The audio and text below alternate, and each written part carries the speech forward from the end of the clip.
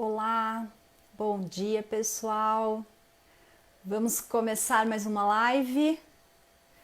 Vamos aguardar alguns minutinhos, verificar quem está entrando, verificar se o nosso convidado já está presente.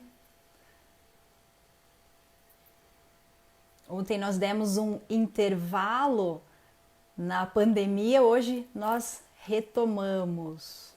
Olá, bom dia Bruna. Bom dia aos amigos que estão chegando. Vamos verificar aqui se o nosso convidado já está na sala. Em alguns minutos.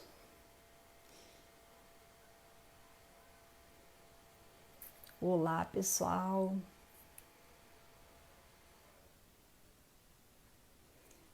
Vão se acomodando. Pegando o caderninho para anotações.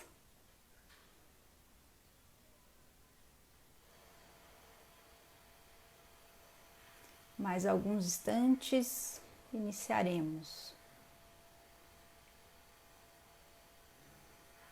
Então, para quem já está chegando, muito bom dia a todos.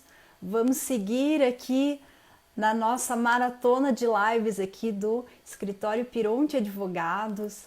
Estamos recebendo nessa semana nomes de peso no cenário das licitações e contratações públicas. Trouxemos já aqui com a Mirela Mirosi Lioto. Tivemos Rony Charles, tivemos Marcos Alcântara, Anderson Pedra, trazendo todo o seu conhecimento sobre todas as consequências, os impactos da Covid nas contratações públicas. Ontem tive a honra de receber Davidson Barcelos para trabalharmos sobre as estatais, as licitações nas estatais. Hoje nós voltamos ao tema da pandemia da Covid-19 e das consequências para as contratações públicas, e o nosso convidado de hoje, com muita honra, é Renato Fenili. Vamos ver se o Renato Fenili já está aqui para colocarmos na conversa.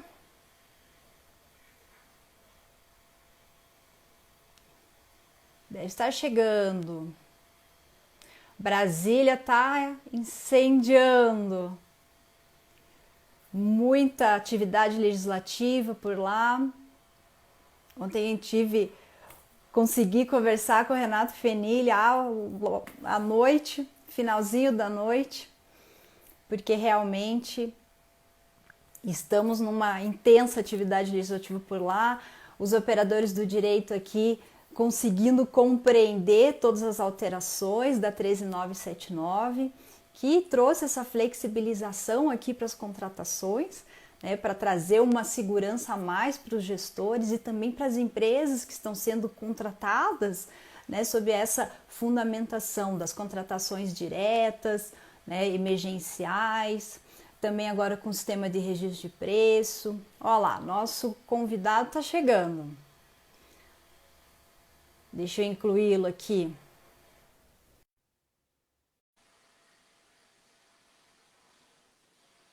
Olá, Renato. Está entrando. Ponte Aérea Curitiba, Brasília.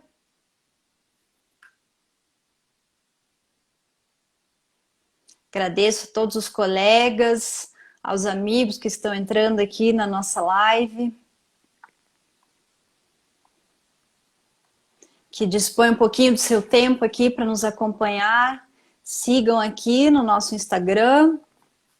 Estamos atualizando. Opa lá, chegou o nosso convidado.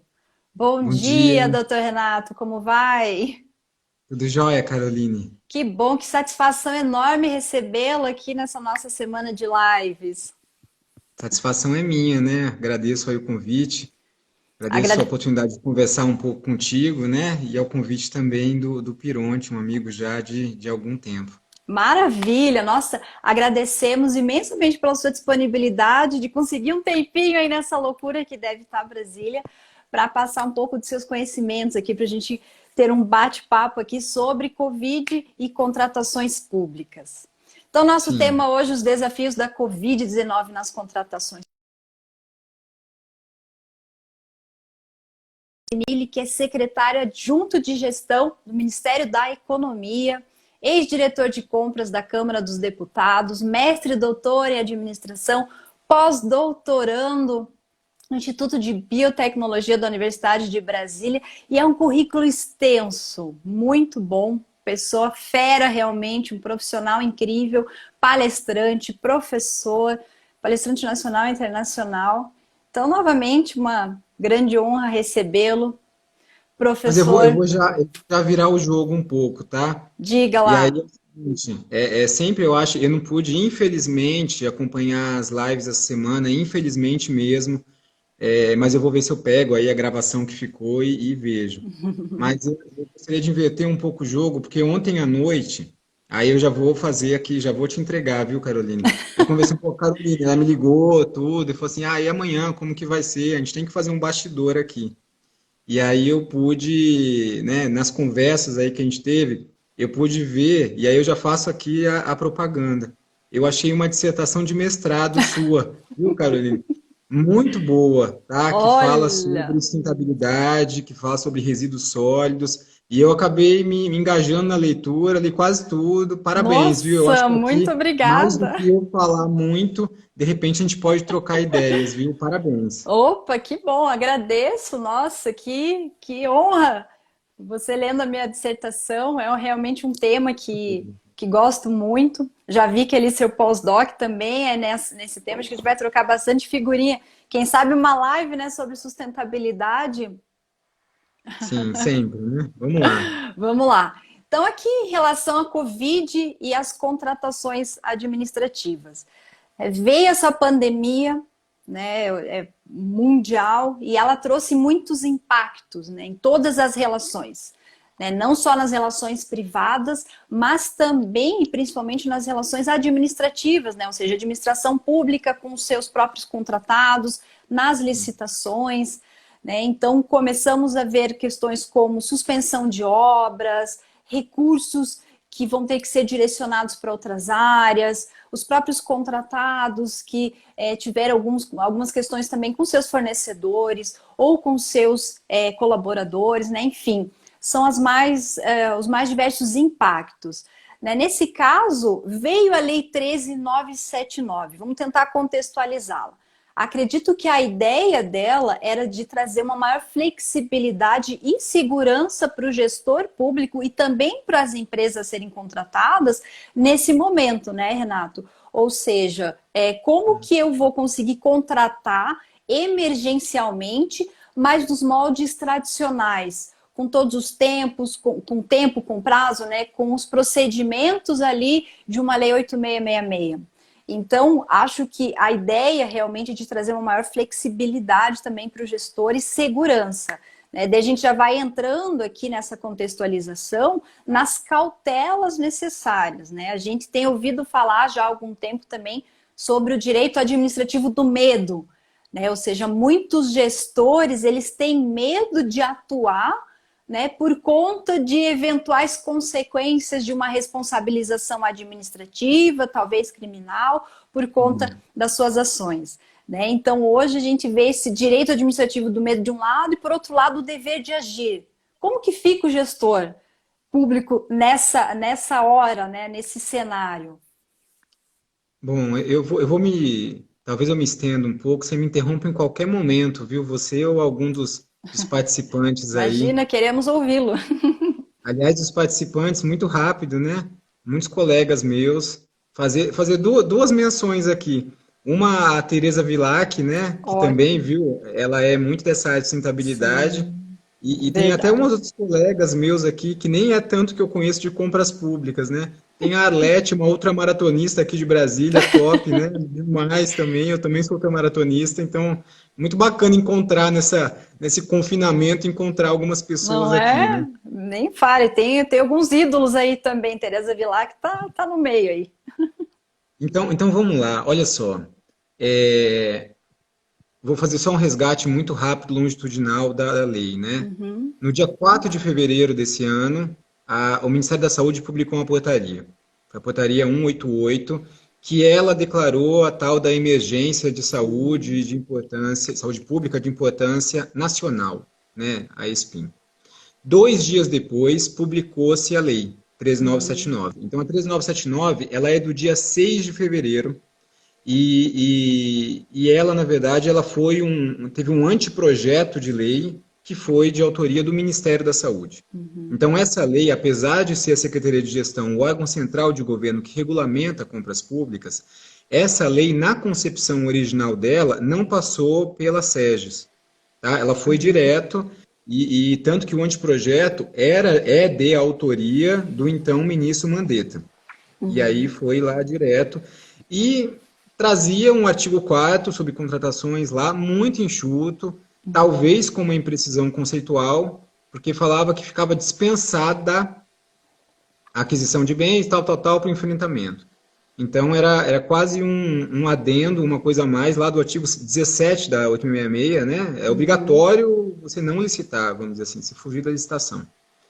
E aí não teve nada, né? Em 6 de fevereiro, quando saiu a lei, se você pega a manchete do New York Times na época, estava falando sobre o impeachment do Trump, né? Que ele tinha sido salvo. E beleza. 43 dias depois, se a gente avançar, der um fast forward no tempo, aí você já tem a manchete do New York Times que estava falando que os enfermeiros estavam indo para a linha de combate sem EPI. Então, assim, a manchete justamente era essa, né? Em guerra sem munição. E a partir disso só se falou, né, já nessa elevação da criticidade que se deu. E no dia 20 de fevereiro, a gente tem 2 acontecimentos. O primeiro deles é que se publicou o Decreto-Lei 6 de 2020, que aí, Decreto Legislativo, melhor dizendo, 6 de 2020, que reconheceu, para fins da LRF, a ocorrência do estado de calamidade pública. É a primeira coisa, tá? Então, uma coisa é emergência, as pessoas têm confundido um pouco. Uma coisa é emergência, né, em enfrentamento, em saúde pública, outra coisa é o estado de calamidade pública. São coisas distintas. E no mesmo dia 20, publicou-se a medida provisória 926. Essa 926 já teve, sim, a contribuição da SEGES. E aí a gente teve algumas inovações que depois eu toco aqui, logicamente. Qual que é a ideia? E é uma ideia que no fundo, a gente vem, e eu sei que há outros órgãos e há outros escritórios, como o do Pironte, eu não falo isso aqui como merchandising de forma nenhuma. Por quê? Qual é o raciocínio? Se eu não me engano, foi em março ainda, 18 de março ou antes, que o próprio, né, vocês aí do Pironte publicaram um material, Covid-19, reflexos e implicações nas contratações públicas. Quando você olha, e aí eu fiz a minha lição de casa aqui, eu acabei de acompanhar a aula do meu filho, né, que também está em teletrabalho, de 5 anos de idade, né, agora todos estão, acabou 10h30 a aula dele, e aí eu fui dar uma olhada de novo, eu tinha olhado esse material. E é um material de gestão, tá? É um material muito pé no chão, que coloca, né, talvez, e eu quero bem explanar isso, né, o direito como tem que ser, né, em termos de ferramental da logística. E no fundo é isso, né? Se a gente pega historicamente em contratações públicas, vamos fazer um cotejamento com a iniciativa privada. Numa empresa privada, compras é matéria de logística. Tá? Eu tenho que ter o suprimento, eu tenho que entregar e por aí vai. Se a gente pega, já no setor público, historicamente, compras virou matéria do direito. Mas virou matéria do direito, talvez não de um bom direito. É um direito que, por vezes, produz muito conhecimento, produz muito acórdão, é uma legislação multifacetada, são interpretações, às vezes, de gente que não consegue se colocar no lugar do gestor, são órgãos de controle, às vezes, extremamente repressivos, como ainda tem aqui no Brasil. E aí a gente tem o quê? Que o gestor, ele não tem fluência nessa linguagem do direito. O gestor usual, ele não tem essa aptidão para bem navegar nisso daí. E acaba ficando amarrado, tá? E aí, quando eu vejo aí, na situação de pandemia, o que que acontece? A logística vai vir em primeiro lugar e casada com o bom direito. Então, na verdade, um convite que se fez, e aí eu vejo esse material do Pironte, talvez tenha sido o primeiro, historicamente, assim, cara, colocou o pé no chão. Aliás, o Pironte ele faz muito isso, né? Desde os aspectos lá de due diligence e etc. É um direito que se presta ao negócio. E isso daí é muito raro de se ver, muito raro. E aí agora, né, mais o que acontece. E eu vou assim, falo abertamente, não tenho receio nenhum aqui, de cara aberta. Às vezes eu escrevo uma norma e falo assim, cara, a norma é essa. Ponto. O cara faz um termo de referência simplificado. Quando eu vejo alguém escrever uma coisa de como fazer um termo de referência simplificado, cara, eu não entendo nada. É a coisa mais complicada do mundo. E eu que fiz a norma, entendeu? Eu falei, caraca, né? Como que é isso daí? E isso daí lasca o gestor, né? Em certo aspecto. Então eu parabenizo não só o Pironte, mas outros, né? Escritórios, outros órgãos, entidades, que justamente têm tentado produzir conteúdo pé no chão. E colocando o direito num lado interpretativo, óbvio, né? Mas ao lado do gestor, ao lado do órgão de controle, ao lado do parecerista, para entender como que tem que ser, né, esse daí. Agora, o que importa? É o cara conseguir comprar. É o cara conseguir colocar, né, um EPI para o médico, é o cara conseguir colocar um respirador no Brasil. E às vezes não consegue. E aí tem muita gente, aí vou pegar só o último resgate e vou te devolver a palavra, né? Pelo amor de Deus. Quando você fala nesse paradigma do direito administrativo do medo, é uma coisa muito forte e é uma coisa muito presente. Então, eu vejo ainda hoje artigos, né, tudo que, assim, alerta, olha, tome muito cuidado com isso, e etc. Eu falei, cara, e aí acaba travando o gestor, né? Assim, cara, eu vou comprar agora, eu vou fazer uma dispensa de licitação para registro de preços, vou fazer isso aí, e estão falando para eu ter cuidado e etc. E tem cara que não está comprando, e quando passa no ordenador de despesa, ele vai travar a compra, sem olhar bem o processo. E aí o que eu digo e falo claramente, né? As leis estão sendo feitas, as normas estão sendo feitas para dar segurança jurídica. Tem que ter um mínimo de planejamento. Quem que escreveu isso foram vocês, tá? Do Pironte. Tá lá, eu tá aqui na minha tela, tá? Aqui, ó, tá aqui. Tem que ter. A dispensa não exime nada de planejamento, muito pelo contrário, tem que ter. Você tem que atrair ao processo um mínimo de descrição da solução. Se você quiser, você pode fazer gestão de riscos. Se você quiser, você pode fazer um estudo preliminar. A lei não impede isso. A lei não está exigindo isso. Mas, se você ficar travado no medo, aí desculpe se o que eu vou falar é muito forte, em vez de você fazer uma dispensa para comprar um EPI para o médico, para ele não se contaminar amanhã, talvez daqui a um mês você vai estar fazendo locação de caminhão frigorífico. Tá? Infelizmente é isso mesmo, e as pessoas têm que sair um pouco dos seus egos nesse momento e se colocar, tá, beleza, vamos agora então, como que a gente interpreta isso e como que a gente constrói esse caminho mais rápido. Mas eu não diria que é um novo direito administrativo que está sendo criado. Não, a gente já tinha dispensa emergencial, a gente já tinha muita coisa. É simplesmente estar atraindo para essa lei algumas coisas novas, tá? Que já estavam todas, com exceção dos prazos reduzidos para pregão, todas estão no PL 1292, que é a nova lei de licitações. É isso. Excelente. Ótimo, maravilha. Até porque, temperando aqui um pouco, nós sempre temos que pensar que tem três lados, pelo menos, né? Nós temos, de um lado, nós temos o gestor público, que está ali com a demanda, com a necessidade, ele tem que atender aquela necessidade, né? E muitas vezes ele tem alguns entraves ali administrativos, operacionais dentro do seu próprio órgão, né? Ou seja, às vezes é falta de conhecimento, é não ter uma cultura de planejamento dessas contratações, né? De não conseguir elaborar um diagnóstico adequado de qual que seria o melhor meio para atender aquela demanda, de não ter estrutura suficiente para isso. Enfim, são muitos os desafios. Nós temos também, de outro lado, os tribunais de contas, os órgãos de controle, né, que também tem que ter um outro olhar, inclusive, sobre essas questões aqui da Covid, justamente porque ele não pode simplesmente esquecer, né, ou deixar de lado o seu dever de, inclusive, controlar, de avaliar a gestão pública, né, mas ele também tem que ter a sensibilidade de imaginar que estão todos realmente agora numa nova ordem, né? Em relação à emergência, em relação a novos paradigmas, enfim.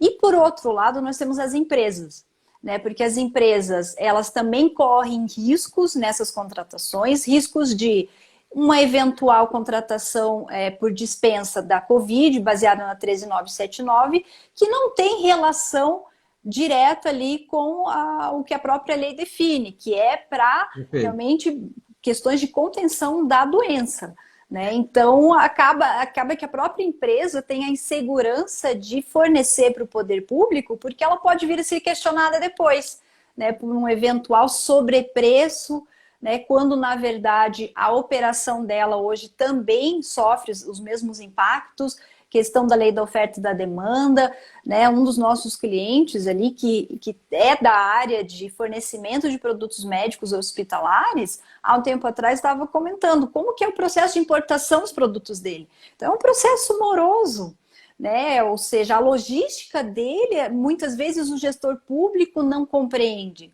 Então, por vezes, demora 2 meses para vir um produto, para ser encaminhado, tem todo o aspecto de importação, enfim. Quando chega ali no poder público, às vezes a demanda é flutuante, o valor acaba sendo maior, enfim. São essas as dificuldades que a gente consegue vislumbrar aqui nessa época, né, Renato? Perfeito, perfeito. Então, por isso que eu acho Eu que acho que, vem a lei para tentar dar uma desafogada. Mas será que está conseguindo? olha, na verdade, o que que acontece, né? Você tem, vamos pegar os 3 ritos assim, as 3 fases, né, de uma compra, qual que seja. Planejamento, a própria seleção do fornecedor e a Seleção? gestão contratual. Melhor dizendo, vamos pegar e dividir em 2, né? Em termos de custo operacional da instrução de um processo e depois no adimplemento do contratado. Tudo bem? Vamos pegar só essas 2 fases. A lei, ela está agindo muito no custo operacional da instrução. Por quê? Brasil, 5.568 municípios. Cara, o Brasil não tem, assim, regra geral, a capacidade de instruir um processo qual seja. É expertise, é o turnover das equipes. Minimamente para você começar, e você pode me dizer bem isso, para você começar a andar no processo de compras no Brasil, você tem que demorar uns 2 anos aí de curva de aprendizagem, no mínimo. Você pega no Brasil, que às vezes você tem a realidade municipal, que mudou prefeito, mudou todo mundo, as equipes não estão, né, assim, não são perenes. Você não tem servidor de carreira quase nisso aí, né? Você não acha pregoeiro, por exemplo, servidor de carreira quase no interior do Brasil.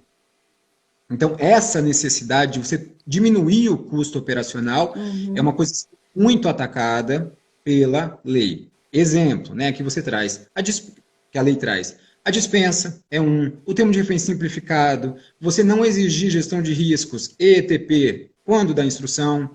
E aí tem uma outra coisa que eu já coloco aqui, né? A medida provisória 951, ela trouxe a possibilidade de você fazer dispensa para registro de preços.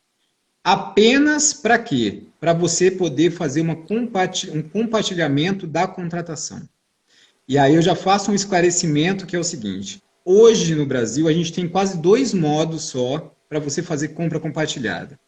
O primeiro deles é num paradigma chamado CSC, que é Central de Serviços Compartilhados, que é como a Central de Compras faz, como a EBSER, como o DELOG do Ministério da Saúde faz. É um órgão central, aí tem um monte de gente aí que quer fazer compra com ele, passa o recurso para ele, há uma descentralização orçamentária, ele faz a compra e depois cada um faz a sua demanda. Mas ele fez a compra, ele paga, ele presta contas e ele é o fiscal administrativo.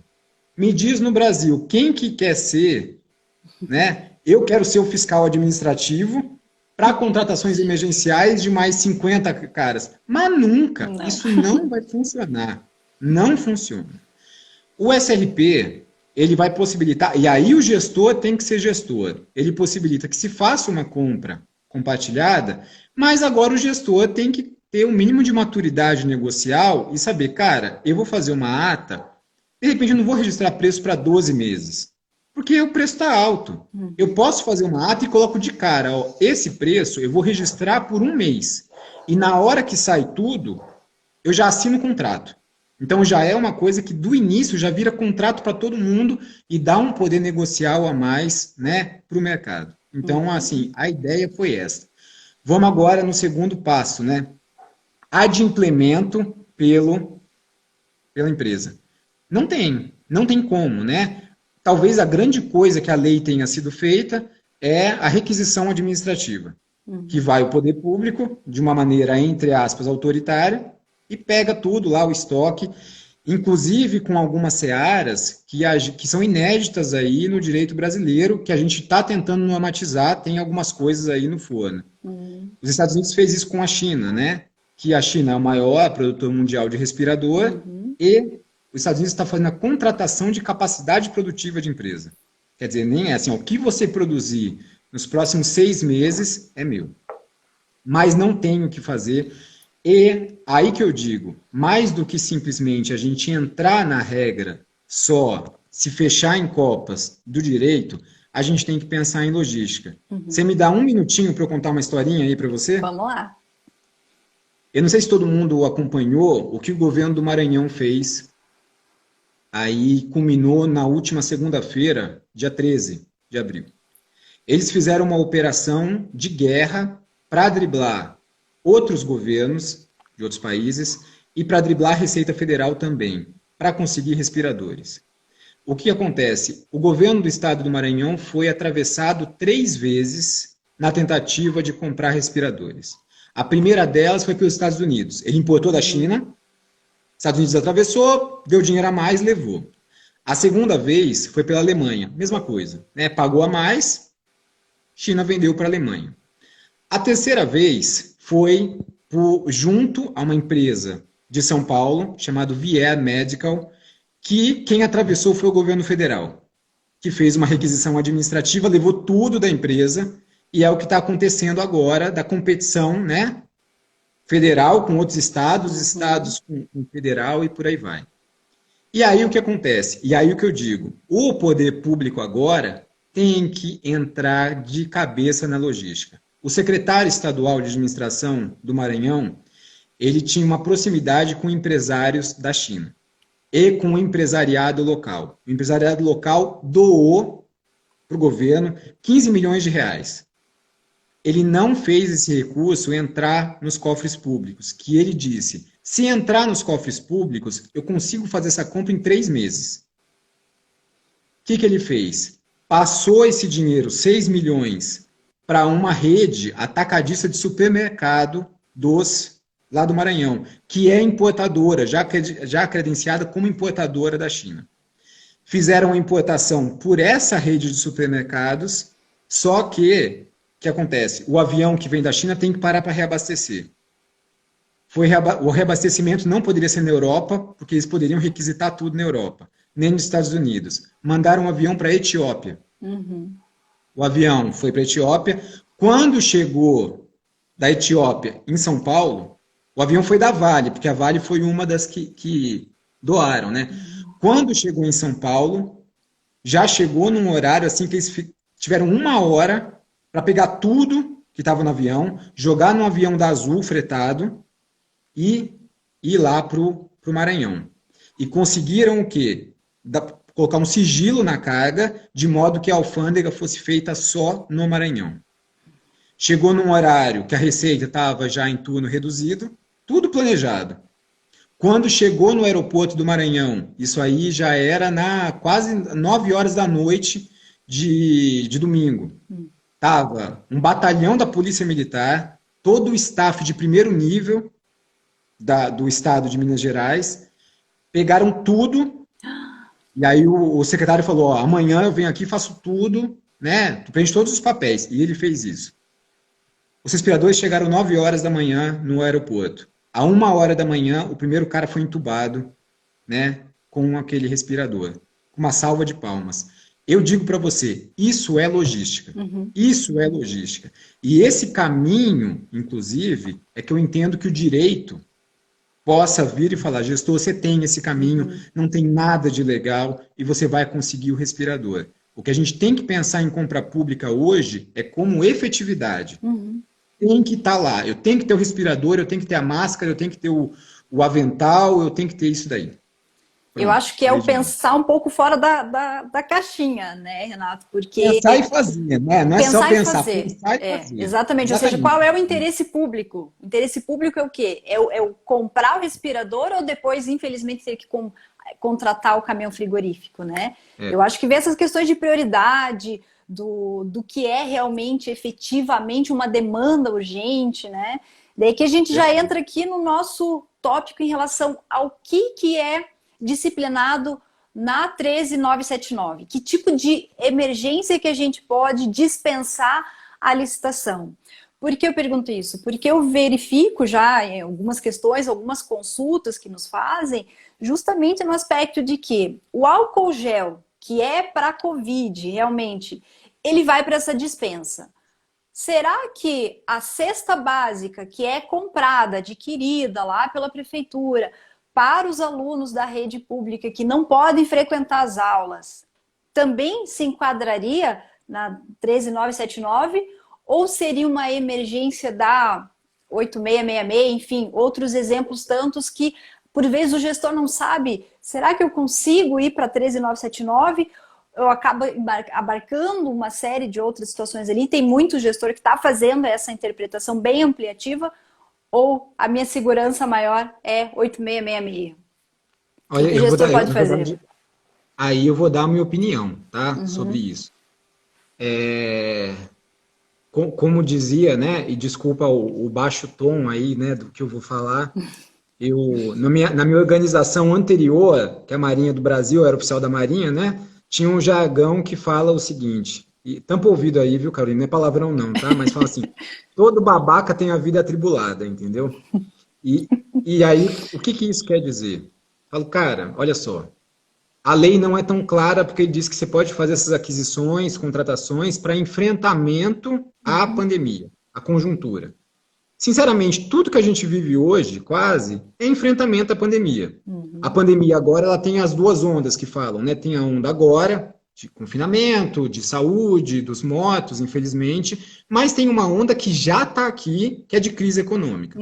Então, eu vou dizer, se eu quiser, então, no futuro, fazer um pagamento antecipado, que é uma coisa que estão se falando bastante, para eu fazer o fomento a uma companhia aérea, que está quebrada. Eu posso fazer pela 13979 por dispensa? Porque é enfrentamento da pandemia também. É um efeito geral da pandemia.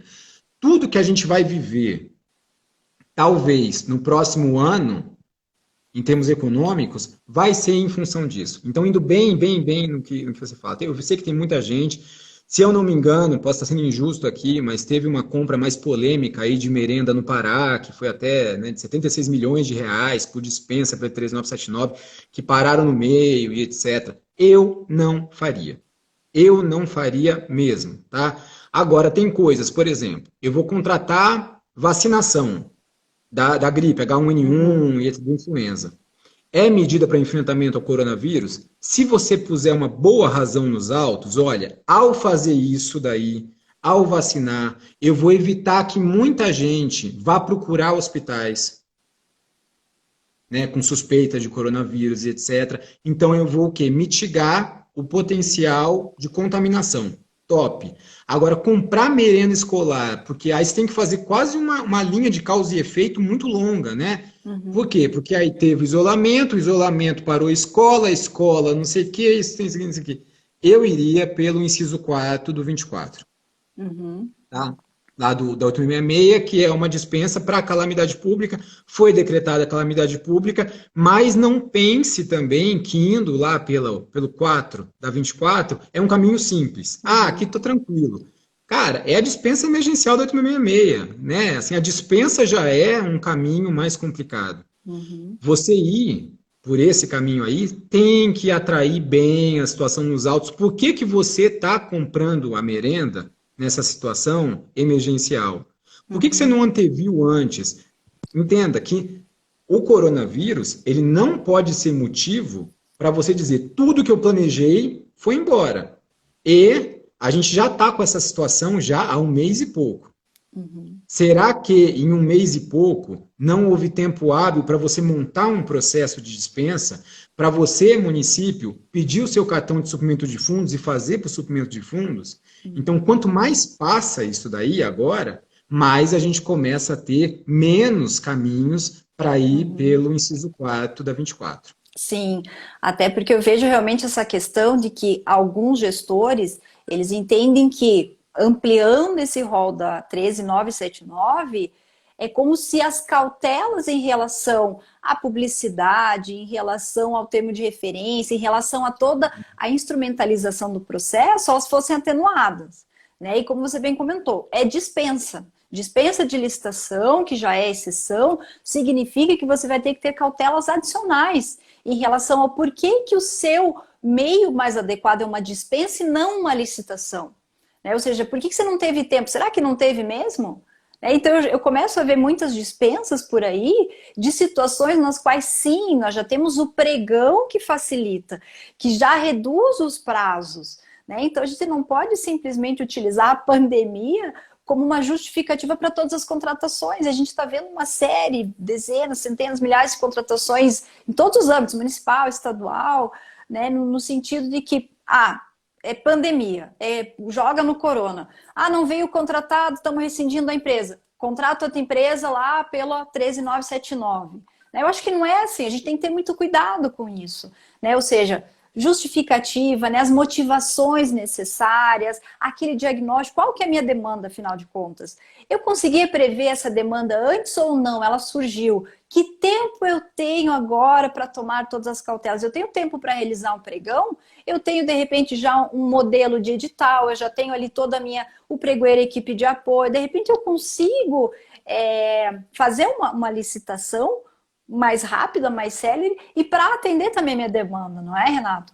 Então eu vejo realmente, às vezes, muita falta de avaliação dessa demanda, da necessidade, esse diagnóstico que às vezes é inadequado, e daí depois acaba tendo um processo que não está bem instruído e pode vir a ser questionado lá na frente, né? E daí a consequência não vem só para o gestor, muitas vezes acaba esbarrando também para a própria empresa, né? Com certeza. Logicamente, a gente, assim, a visão que eu tenho é um pouco distorcida, né? Por isso que eu gosto também de conversar com o Pironte e estou gostando muito de conversar com você. Porque a minha visão é muito do setor público, né? Sim, E, na claro. verdade, se compra de um lado só. Então, assim, a gente tem que tratar essa visão e ir adiante. Perfeito. Sim. Eu vi aqui, só um comentário do Rafael, né? Que ele falou assim, a Anatel fez compra de vacinas H1N1 por pregão eletrônico, aquele pregão express, né? Pela 13979. O que eu poderia, assim, se eu quisesse fazer um script, eu colocaria, você é insumo de saúde. Pode ser vacina, pode ser EPI, pode ser respirador, que quase não se acha mais, e etc. Material de limpeza, álcool gel e por aí vai. Você não tem em estoque e está precisando pôr lá para um médico, para a população, faça uma dispensa ou compre o suplemento de fundos. Você tem em estoque, de modo que possa comportar um pregão, faça o pregão express como foi feito aqui. Eu não faria, na verdade, esse daqui, eles não tinham vacina em estoque, eu nunca faria esse pregão. Eu iria para a dispensa. Tá? É isso, mas você tem em estoque, de modo que, olha, eu consigo segurar até acabar o pregão, faça o pregão para ter menos questionamento depois. Tá? E para ser realmente um rito mais aberto e etc. Não tem relação direta com insumos de saúde, com um aspecto de saúde, não faça pela 13979, mas essa é uma visão muito peculiar minha. E buscando, então, sua visão peculiar e também interpretando a lei. Quais são as contratações que a gente pode fazer pela 13979, afinal? Tem dispensa? Tem o pregão? Suprimento de fundos? O que a gente pode fazer? Sim. Eu diria que o pregão ele seria usado muito raramente, aquele pregão express, talvez nessa situação que eu disse. A dispensa, ela é realmente a mais forte, tem a dispensa para registro de preços, mas aí, de novo, o gestor tem que ser gestor e saber usar o SRP, e não precisa ter medo disso aí de jeito nenhum, né?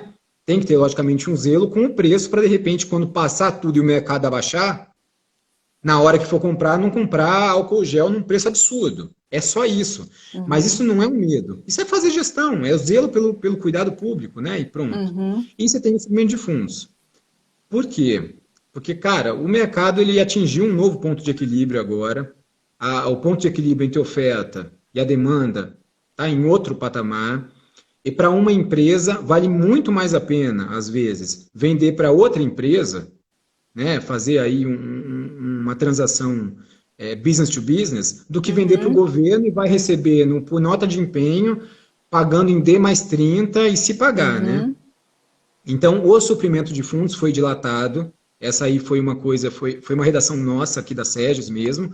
E aí você pode comprar insumos de saúde até R$ 176 mil no cartão, tá? Direto. E aí você se equipara com o pagamento que uma empresa poderia fazer, que uma pessoa física poderia fazer. Quando for reforma de engenharia, é até 330 mil, tá? E tem muita gente que está quando for um serviço de engenharia. Você poderia até mesmo, se quiser, assim, ó, vou montar um pequeno hospitalzinho de campanha, até 330 mil, você pode pagar no cartão. Isso daí. Logicamente, tem que ter dinheiro e tem que ter regulamentado o suprimento de fundos, né? Isso isso que eu ia comentar, né? Por conta dessa regulamentação ainda que seria necessária, né? Sim, né? A gente colocou, tem na intranet, na internet, melhor dizendo, só colocar no Google, assim, Covid Comprasnet. Tem as orientações, tudo bem rápidas, né? A regulamentação é muito simples de um cartão de suprimento de fundos. A gente tem no governo federal a portaria 95 de 2002, do então Ministério da Fazenda. E, no fundo, é o ordenador de despesa pedir para um Banco do Brasil, para uma caixa, falar assim, quero ter um cartão. O banco é interesse do banco, e, de repente, fazendo isso aí, em uma semana e meia, você consiga ter um cartão já para um suprido. E esse daí, eu diria, tem muito órgão, pelo menos aqui em Brasília, que está fazendo com a Câmara dos Deputados, que é meu órgão, né? Eu sou da Câmara dos Deputados, na verdade, sou servidor de lá, estou cedido ao Ministério. Fez compra de álcool gel, fez tudo por cartão de suprimento de fundos, né? O suprido está trabalhando com esses valores dilatados. E é isso, né? Esse daí eu diria que é o melhor caminho. Sim. Tem que se atentar apenas ao fato de que você está sujeito a fracionamento de despesa, né? Então não adianta você comprar, fiz uma compra hoje, R$ 90 mil de álcool gel, amanhã mais uma de 90 mil, você varou o limite. Então tem que ficar atento ao fracionamento de despesa. Nossa, ponto relevante, né, Renato? Realmente a questão do fracionamento de despesa. Ou seja, uma das maiores cautelas do gestor, então, nesse caso, além de toda a instrumentalização do processo, é também identificar isso, né? Por mais que faça por suprimento de fundos, tem que incluir naquele somatório em relação às demais despesas de mesmo objeto ou objeto semelhante, né? Bem pontuado mesmo. Isso, né? Numa visão estrita mesmo, né? Se você já fez uma compra por dispensa de álcool gel, você já varou de 200 mil, você já varou para aquele natureza de despesa, é um conceito meio, né? Natureza do objeto, melhor dizendo, né? É realmente um conceito bem subjetivo que nem o questionável, né? Mas assim, vamos pegar, no fundo são os mesmos objetos, né? Máscara, termômetro, álcool gel e por aí vai. E realmente, se você já fez uma dispensa pela 13979 de R$ 200 mil de álcool gel, em teoria você não poderia fazer depois por suprimento de fundos naquilo. Precisa motivar muito bem, precisa compartilhar muito risco e de repente pedir uma assessoria aí de uma Caroline, né, que sabe muito de compliance, falar, eu posso fazer essa compra e seguir uma orientação, né? Fazer uma gestão de risco ali, excelente. Sim. Inclusive, já entrando até nessa questão das justificativas. Como que a gente pode instrumentalizar esse processo da contratação? Porque a lei, ela também permite, de uma forma excepcional e muito bem justificada, a pergunta que você me faz. A contratação de empresas declaradas inidôneas. Ou ainda, permite que não se exijam os documentos de regularidade fiscal de forma como uma exceção. Por quê? Porque a gente compreende que no mercado há essa grande lei, a lei da oferta e demanda está tá aí, né? E daí o que acontece é que as empresas não querem participar das contratações do governo. Por quê? Porque elas podem contratar com outras empresas privadas, não tem aquela questão lá do pagamento, né? O D mais 30. E daí o próprio gestor público ele fica um pouco amarrado. Né? Ou seja, além dele ter que fazer toda uma instrumentalização do processo, de um processo administrativo ali para uma dispensa que seja, um pregão, enfim, ele vai no mercado, vai fazer uma prospecção. Quem que no mercado pode me atender? Ele começa a entrar em contato com as empresas falam, não posso para vocês. Até que ele chega em uma determinada empresa e aquela empresa fala, não, você quer, eu tenho aqui um estoquezinho, eu posso fornecer. Mas não vá verificar nenhuma SEI sempre, porque o nominho vai estar lá. E daí? O que o gestor faz numa situação dessas? Cara, eu respondo isso aí com muita tranquilidade. Só muito rápido, né? Dá um alô aí pro Vitor. Vitor Amorim acabou de entrar também. Abração. Ele é um dos caras que talvez como o Pironte, como você, entendam bem como que o direito está sendo ferramental à logística nesse momento, tá? Amanhã nossa conversa E, com ele. nossa, bom demais. Ou no sábado, porque todo dia é igual agora, né? Então tanto faz ser sábado. Sábado, né? Domingo. Essa situação que você tocou agora, o Abner, que tinha comentado antes, ele falou, né, que as empresas agora diminuíram tudo, mas é porque justamente, né, para elas às vezes é melhor ter o dinheiro no ato e receber, né? Vamos lá. A lei ela traz uma impropriedade conceitual, que no fundo ela possibilita que alguém que um órgão público, a entidade, faça a contratação com uma empresa que esteja impedida, que seja, né? Que faça uma dispensa com ela, desde que comprovado que ela é a única fornecedora. Então, na verdade, isso é uma possibilidade, não uma dispensa. Tá? Então, com a devida vênia, foi mal, galera, mas tudo bem, o importa é fazer a compra. Tá? E aí vai. Vamos lá. Como que você comprova que ela é uma única fornecedora? Essa daí é, no fundo, a celeuma de todo mundo que instrui inelegibilidade. Você tem a inelegibilidade de fato e de direito, né? Direito, ela vai ter um atestado de exclusividade, acabou, melhor dos mundos, né? A de fato é quando realmente ela é a única. Pode ser por um serviço intelectual, né? Você vai querer contratar, por exemplo, advocacia e Pironte. Cara, é ímpar, né? Aí, mas... Notório especialista. Não sei, não tenho dúvida disso.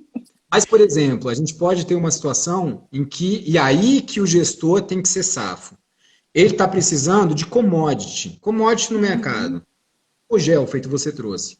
O cara, ele vai mandar e-mail e tem que mandar o e-mail, imprimir o e-mail, pôr no SEI, pôr no processo. Eu mandei e-mail para 30 empresas, que são quem eu conheço. 40 empresas. Esgotei, mandei uma mala direta para 40 empresas. O máximo que eu consigo esperar para ter aquele álcool gel são 2 dias. E coloco, olha, eu só consigo esperar 2 dias, porque, cara, eu tô sem, isso aí vai causar risco. E aí a gente tem que ter essa visão que quando a regra estrita da lei de licitações, das leis de licitações especiais ou não, existem, para onde que eu vou? E eu falando isso na frente de uma advogada, né? Eu que sou bacharel em ciências navais, que vergonha, né? Mas você vai para a Constituição. Fazendo pós-doc. Não, mas assim, né, depois a gente fala. Mas você vai para a Constituição e você tem que se apegar ao direito à vida. E a Constituição é muito mais contundente nisso, porque ela traz orientações de direito à vida mais fortes, inclusive a jovens e a pessoas idosas. Então você se apega a isso, sim. E você vai flexibilizar, sim. E vai dizer, olha, eu fui atrás de 50 empresas, só uma me respondeu. Só ela me respondeu, então ela é a única que comprovadamente está se predispondo a negociar comigo. E aí eu vou por esse rito. Eu vou me estender nesse ponto por 2 minutos mais. Vou contar 2 historinhas aqui. Tá? Em 2014, mais ou menos, na Câmara dos Deputados, a gente assinou um contrato com a White Martins para fornecimento de oxigênio medicinal. Tá? Foi um pregão. Aí ela ganhou. Não assinou, mandava, não assinou o contrato. Estava acabando, a Câmara dos Deputados tem um hospital, tá? Então eu comprei para o hospital há muito tempo, né? E aí o que acontece? Não tem para onde correr. Artigo 7º da 10.520 é impedimento, tá? Logicamente, abre contraditório, ampla defesa, para ver se está presente o elemento subjetivo da culpabilidade. Foi lá, tudo, já tinha assinado com a segunda colocada, já estava executando o contrato. Quando veio a defesa da White Martins, foi um lapso administrativo, é uma empresa super séria, mas alguém não respondeu, etc. E a defesa prévia dela, 200 e poucas páginas, deve ter pego um escritório bom também, e dizia basicamente, olha, foi um lapso, etc. É uma empresa realmente séria e é a única, era quase a única fornecedora de oxigênio medicinal para hospitais públicos da região norte do país. Como que eu aplico um impedimento a ela? Ponto. E a minha área, eu que instruía todos os impedimentos da Câmara, né, porque era da minha área. E aí tá, como que vai se fazer isso daí? Entra numa outra discussão muito bacana para um dia, numa reunião lá no escritório do Piron, onde vocês colocarem. Se fosse uma empresa da esquina, que não fornece para ninguém, você impedia. Agora, se ela tem, e logicamente a importância social está atrelada ao vulto econômico dela, você considera. E entra no princípio da realidade, até nesse caso, né? Perfeito, perfeito. Ai, como é bom, né? E aí a outra coisa que esse fato foi de conhecimento muito maior é o caso da Siemens. A Siemens teve um problema aí, né, em termos de formação de cartéis, junto a vários governos, e aí teve uma situação mais clara aí, né, com os Correios, ela foi impedida, e aí depois ela entrou na justiça com o TRF da primeira região, tentou aí, né, conseguir baixar esse impedimento. Num primeiro momento, não. Aí, em abril de... E aí, o que acontece? Ela estava impedida. Se você vai para a área hospitalar, quase todo o ramo de radioimagem, diagnóstico por imagem, tem muito força da Siemens. Tomografia, radiografia, ecografia, são equipamentos da Siemens. Eu comprei um tomógrafo. Pô, só quem presta manutenção é a Siemens. Ela tem a inexigibilidade, ela tem exclusividade de direito. Se quebrou uma pecinha do tomógrafo, eu vou fazer o quê? Licitar? Só vale da Siemens. E aí o que acontece? Foram 3 meses de terror e pânico. E agora, com ela impedida? Em abril de 2014, ela conseguiu uma liminar. Na decisão, foi dito exatamente isso pelo desembargador, acho que chama Daniel alguma coisa. Falou assim, cara, o impacto na saúde pública do país seria enorme. E aí ele tirou, né, o impedimento até que fosse lá transitado e julgado e acabou que ela não foi mais impedida. É a mesma coisa. Sim. Se eu comprei respirador e só uma empresa pode me prestar manutenção, eu não vou contratar com ela? Só porque ela está impedida? Não dá. Nesse momento não dá. Ou mesmo. Seja, eu tenho que fazer uma ponderação dos valores, né? Que valor que é mais relevante? O valor ali administrativo, né, do caderno ali, ou o valor vida, né? Daí, nesse caso, realmente, por isso que a gente até entra nessa questão ali do princípio da realidade, porque a gente tem que ver que realidade que estamos vivendo, né? Tanto o gestor público, quanto as empresas, quanto a própria coletividade, né? E é o interesse coletivo que acaba sendo o mote de toda a contratação. A gente também não pode esquecer disso, né? Perfeito. Agora, entrando aqui nos finalmente, uma questão que até ontem nós estávamos conversando, hoje você também comentou, que há toda uma frente para fomento à economia. Né? Por quê? Porque um dos impactos, e que a gente ainda vai sentir por muito tempo, é justamente na economia. Né? Economia, daí já vem o impacto social também. E para quem trabalha com sustentabilidade, né, com a licitação sustentável, sabe que quando acontecem temos essas grandes ocorrências com crises econômicas, com crises sociais, o governo começa a ter um incentivo em relação às licitações. Né? Começa a incentivar a contratação pública para conseguir movimentar a economia. Né? Daí o que eu pergunto para você, qual que é o futuro pós 13979, o pós-Covid? O que vem pela frente? O que vai ser alterado ainda, dando um spoiler aí, Renato, para a gente, na 13979, e o que a gente vai ver aí de projetos para tentar fomentar e que, claro, vai acabar tendo repercussão ali nas contratações? Vou fazer agora um desabafo, né, para uma colega minha, que eu acabei de conhecer, a Caroline, que também labuta pelas estações sustentáveis, né? tem um jargão que fala o seguinte, né? Não tem ateu no quilômetro 30 de uma maratona. O cara tá pedindo a Deus o tempo todo. E aí, a mesma coisa eu digo agora. Agora que a gente está numa crise econômica ferrenha, duvido que tenha alguém que vai dizer assim, não, compra pública não é para fomento econômico, que no fundo é uma dimensão da sustentabilidade. É a mesma coisa, né? Então agora, Exato. quem era muito contra ontem pode descer do cavalo, vamos pôr aqui a razão, em vez de sim, realmente o desenvolvimento nacional sustentável tem que vir aqui à baila.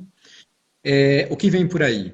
Tem algumas normas que já estão, né, não são projetos que estão começando, a gente tem a expectativa de mais algumas semanas já estarem aí em razão, em produção. Uma delas, né, que é um impacto razoável, é a gestão de multas em sede de contratos administrativos por empresas. E é uma matéria intocada em termos de legislação, tá? E aí vai possibilitar o parcelamento, a compensação, de repente a mesma empresa, ela tem 2 contratos com o mesmo órgão. Foi sancionado em um, pode abater do outro, ter essa compensação. A suspensão da cobrança, até acabar essa situação mais de crise, e etc. E eventual dispensa de cobrança, aí a Câmara dos Deputados tem uma norma dessa, até chegar, se não me engano, pus 10% do TCE, 20% do TCE, do limite da TCE, aí vai. Então essa é uma coisa que deve sair logo, tá? Para você ter ideia só, o que acontece? É isso mesmo, Tereza, sustentabilidade é fundamental, excelente. Hoje, em termos de regra, só é permitido que uma empresa parcele a sua multa com a administração após a inscrição da multa em dívida ativa. Então, é quase um convite, assim, não paga, deixa entrar em dívida ativa para poder parcelar. Então, é uma coisa. Outra coisa que vai ter um impacto enorme é o que se chama, assim, costumeiramente, de antecipação de recebíveis. Né? Que, na verdade, o nome técnico seria cessão fiduciária dos direitos de contrato. E aí, realmente, é um modelo... Eu diria que o modelo é complexo em termos de norma, mas assim, muito rapidamente. Hoje, compras públicas movimentam em nível federal em torno de 40 e poucos bilhões de reais. Tá? Eu sou uma empresa, eu tenho 3 contratos com a administração que somam 1 milhão de reais. Estou lascado. Eu vou numa plataforma do governo e falo assim, cara, eu estou precisando antecipar esse dinheiro. O governo vai pegar... vai validar esses contratos e vai mandar para um portal de plataformas credenciadas, ou de fintechs, que já tem um pool de bancos, ou direto para bancos credenciados, e vai poder fazer essa operação de contrato, que se chama, né? É enorme isso aí. Eu diria que vai ser um divisor de águas em termos de atratividade, inclusive de licitantes para participar, tá? de mercado. E é créditos de contrato, não são créditos de fatura. Eu entendo que quando você entra em crédito de fatura, você está trabalhando numa ineficiência do Estado que eu não gosto de jeito nenhum, tá?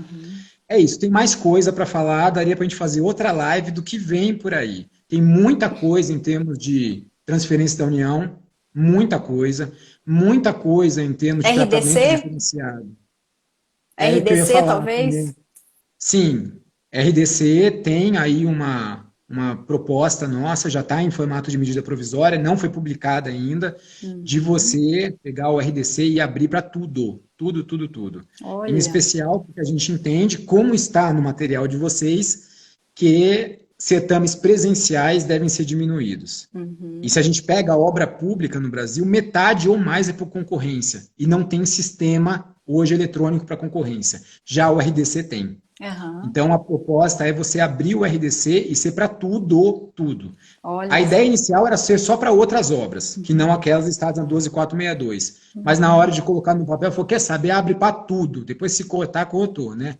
Aí, Casa Civil cortar, mas é para serviço, até para material. Quer comprar álcool gel, pode fazer por RDC. Olha Pronto. Só, que maravilha. Vou rever Falei então brincando, RDC. Viu? Porque a gente fala e de repente sai... Secretário adjunto diz que álcool gel agora é por RDC. Não disse isso, pelo amor Não, de esperem, Deus. né? Esperem alterar a lei. Meu caro Renato, nosso tempo está acabando. Quero agradecer imensamente pela sua disponibilidade, por tudo isso que você nos passou, por toda essa luz e conhecimento aqui dividido com quem está nos acompanhando aqui no nosso Instagram. Muito obrigado. Pena que o tempo é curto, mas Agradeço imensamente, agradeço também as pessoas que estão aqui participando, nos acompanhem. Amanhã temos mais live pela frente. Renato, muito obrigada. Carolina, eu te agradeço muito. Se cortar, eu falo muito rápido, tá? Tipo 10 narrador de segundos. jogo. Muito obrigado mesmo. Pironte, muito obrigado. Vocês são fora da curva. Ricardo Rosa, que está vendo aí, meu irmão, muito obrigado. Angelina,